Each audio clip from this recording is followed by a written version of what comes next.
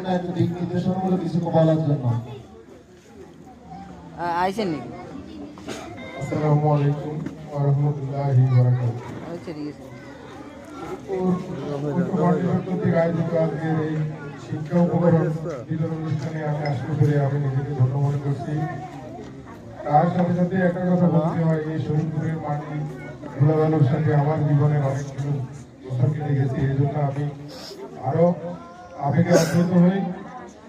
এই শরীরপুরের মধ্যে আমি যদি আমার কর্মব্যস্ততার কারণে দূরে থাকি, কিন্তু আমি শরীরপুরের সামাজিক কার্যক্রমগুলো দেখি। কারণ এই যে আমার এখানে আগের বক্তা যারা ছিলেন তারা বলে গেছে যে মোবাইলের যুগে এখন সবকিছুই দেখা যায়, কিন্তু যদি সেগুলো ভালো হয়, সেগুলো সমাজ উন্নয়নমূলক হয়, সেগুলো জাতি গঠনের যদি কোনো পদক্ষেপ হয়, সেগুলো আমি এই শরীরপুর থেকে পড়ালেখা করেছি।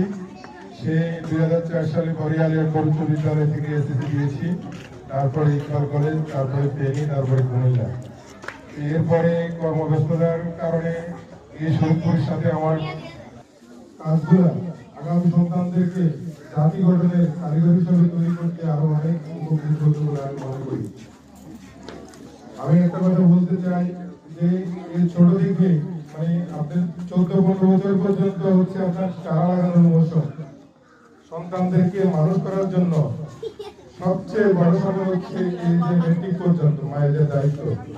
সেই দায়িত্বটা যদি আপনি একটু পরিচর্যা করে দিতে পারেন, তাহলে আগামীতে মানে এরপরে যখন দেখা যাবে তাদের মোটামুটি একটা বোঝ হয়ে যাবে, তাদের নিজের মধ্যে নিজের আত্ম উপলব্ধি আসবে, তখন আর আপনাকে কষ্ট করতে হবে না। ওই আঙ্গিকে কর্তৃপক্ষকে